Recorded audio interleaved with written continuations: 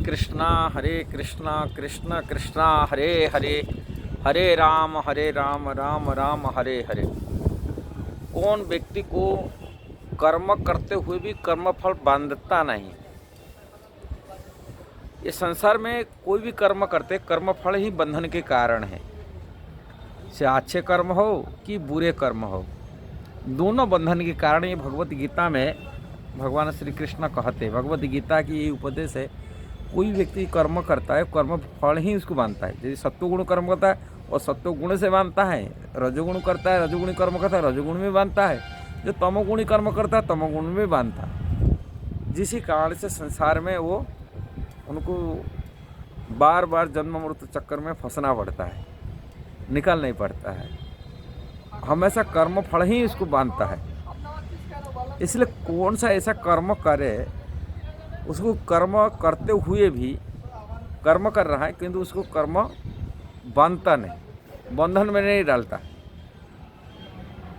ये बात भगवत गीता में, भगवत गीता में चौथा अध्याय, जिसको दिव्य ज्ञान कहा जाता है, भगवान देते हैं, कहते हैं ऐसा कर्म करे जिससे आपको कर्मफल बांधेगा नहीं। भगवत गीता की चौथा अध्याय की 22 नंबर श्लोक में भगवान करे, जदृच्छा लाभ संतुष्टो द्वंद्वातीतो विमत्सर सम सिद्धो सिद्धो उच्च कृत्वापि न निबध्यन्ति। इसका अनुवाद ऐसा ही है,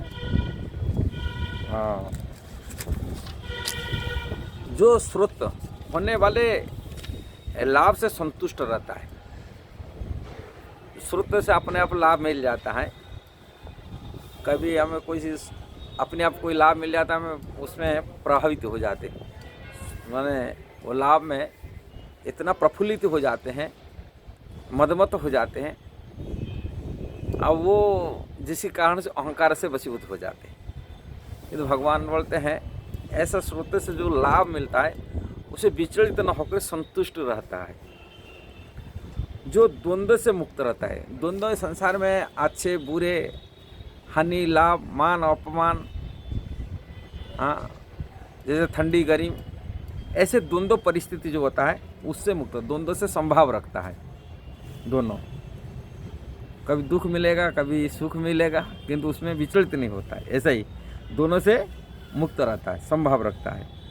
और ईर्ष्या नहीं करता, किससे ईर्ष्या नहीं करता। और सफलता असफलता से दोनों स्थिर रहता है। ये सफलता असफलता ये दोनों स्थिर रहता है। वो कर्म करता हुए भी कभी बांधता नहीं। जिस संसार में कर्म कर रहा है, ऐसा विचार वाला व्यक्ति को कर्मफल बांधता नहीं। श्रील प्रभुपाद इसकी व्याख्या की है तात्पर्य में।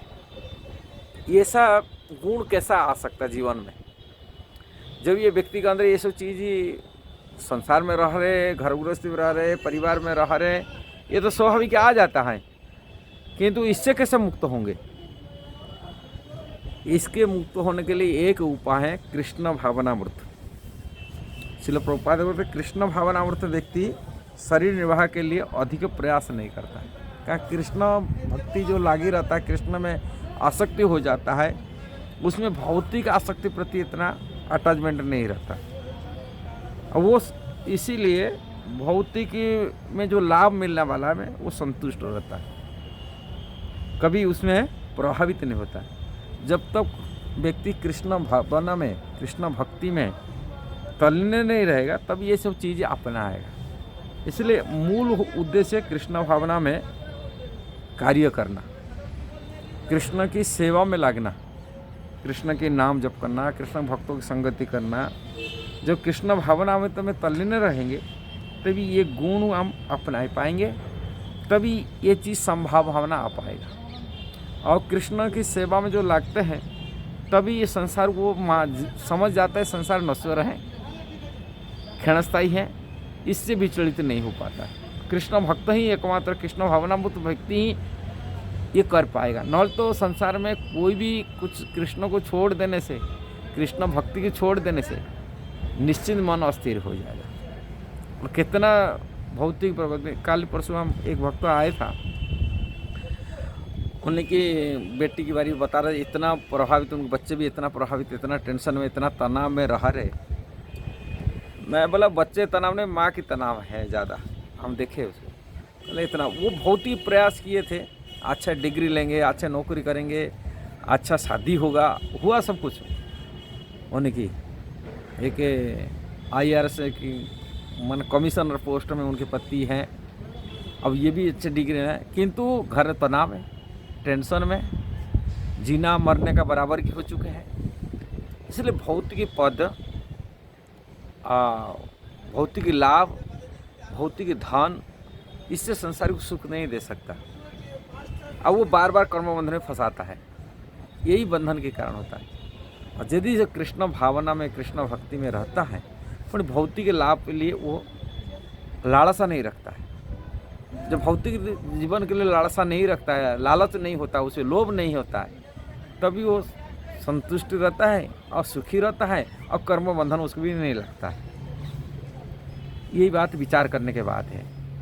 इसलिए आप सभी को अनुरोध है, भगवत गीता यथारूप श्रील प्रभुपाद इस्कॉन गीता पढ़िए और भक्तों की संग करिए, ये मनुष्य जीवन सार्थक बनाइए, तभी मनुष्य जीवन सफलता है, नहीं तो संसार ही दुख ही दुख ही दुख है। अच्छा लगा तो जरूर उसे शेयर करना, सब्सक्राइब करना, लाइक कमेंट देना। हरे कृष्णा।